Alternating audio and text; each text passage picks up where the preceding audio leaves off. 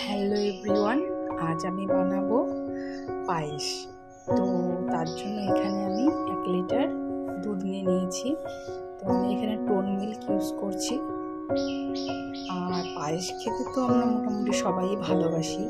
তো আমি যেভাবে পায়েস করছি সেটা তোমাদের সাথে ভাবলাম একটু শেয়ার করি। তো চলো দেখা যাক আমি কীভাবে পায়েসটা করছি। তোমরা ভিডিওটি শেষ পর্যন্ত দেখতে থাকো। দুধটাকে আমি এখানে ফুটতে বসিয়েছিলাম। এখানে আমি দুধটাকে এলাচ আর এই যে তেজপাতা দিয়ে ভালো করে ফুটিয়ে নেব। যতক্ষণ না দুধের মধ্যে একটা উতাল আসে ততক্ষণ ফুটিয়ে নেব।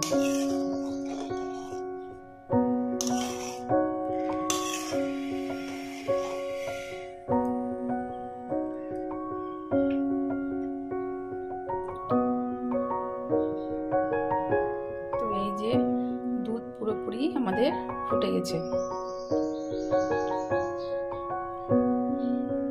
তো ওইদিকে দুধ গরম হয়ে গেছে আর এখানে আমি এই কাপে 1 কাপ মতো গোবিন্দভোগ চাল নিলাম। এই যে এই কাপে তোমরা দেখতেই পাচ্ছ, এই চা খাওয়ার এই কাপে 1 কাপ গোবিন্দভোগ চাল। এবার এটাকে আমি ভালো করে ধুয়ে নেব।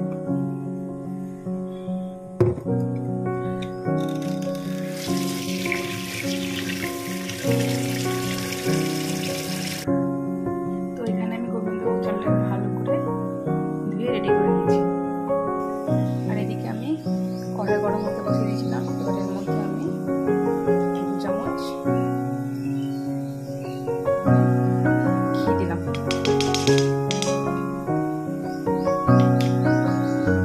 আর হ্যাঁ, কড়াইটা দেখে তোমরা কেউ খারাপ ভেবো না, কারণ এটা হচ্ছে আমার ভাজা পোড়া করার জন্য এই কড়াইটা আমি রেখেছি। তো দেখো ঘিটা গরম হয়ে গেছে। এবার আমি এই যে ধুয়ে রাখা গোবিন্দভোগ চালটাকে এর মধ্যে দিয়ে দেবো।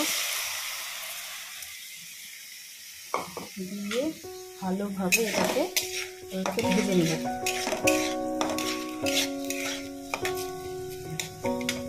গোবিন্দভোগ চালকে যদি ঘিয়ে ভেজে ভালো করে ভেজে নিয়ে তারপর যদি পায়েস করা যায় তাহলে এটা খেতেও দারুণ হয়। তো আমি এটাকে হালকা জলটা শুকানো পর্যন্ত আমি ভেজে নেব।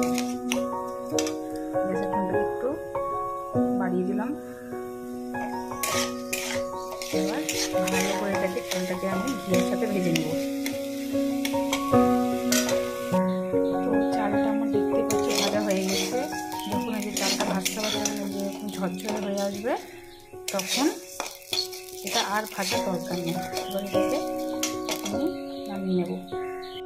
তো এবার আমি যে দুধটাকে জাল দিয়ে রেখেছিলাম পায়েসের জন্য তার মধ্যে এবার আমি ভেজে রাখা গোবিন্দভোগ চালটাকে এবার দিয়ে দেব।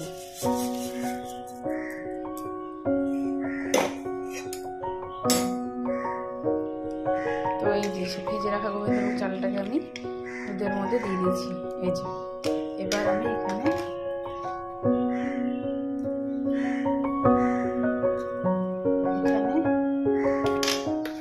চিমটি আমি লবণ দেব, তাতে করে পায়েসের স্বাদটা ভালো হবে। 1 চিমটি মানে এই যে এতটুকু, ঠিক এই যে একটুখানি লবণটা দিয়ে দিলে পায়েসের স্বাদটাও খুব ভালো আসে আর এদিকে চালটাও খুব তাড়াতাড়ি সেদ্ধ হয়ে যায়। তো ততক্ষণ চালটা একটু সেদ্ধ হোক, আমি এবার দুধটাকে ঢাকা দিয়ে দেব কিছুক্ষণের জন্য। কিছুক্ষণ পর ফিরে আসছি। পায়েসটা এখানে চালটা এখানে আমাদের সেদ্ধ হয়ে গেছে পায়েসে। তো এবার আমি এখানে চিনি অ্যাড করব। যেটা দুটো মিষ্টি হয় সেই অনুযায়ী চিনি দেব। এবার আমি চিনিটাকে ভালো করে মিশিয়ে দেব।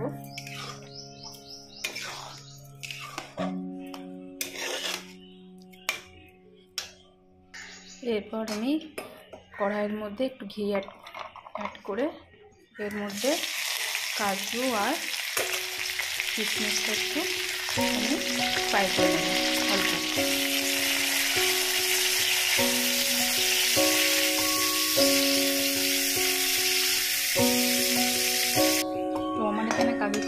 পায়েসটা হালকা লাল করে ফ্রাই করে নিয়েছি। এবার আমি এটাকে পায়েসের মধ্যে এভাবে ঢেলে দেব, দিয়ে ভালো করে এটাকে মিশিয়ে দেব।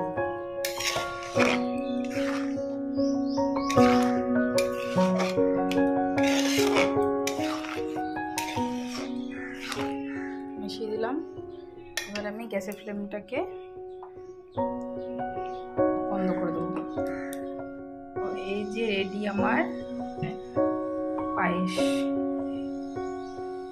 আমি যেভাবে করলাম তোমরাও যদি এইভাবে করো তাহলে এই পায়েস খেতে বেশি সুস্বাদু হয়। তো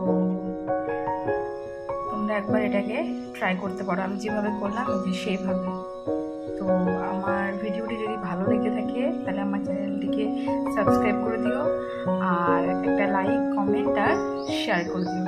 থ্যাংকস ফর ওয়াচিং।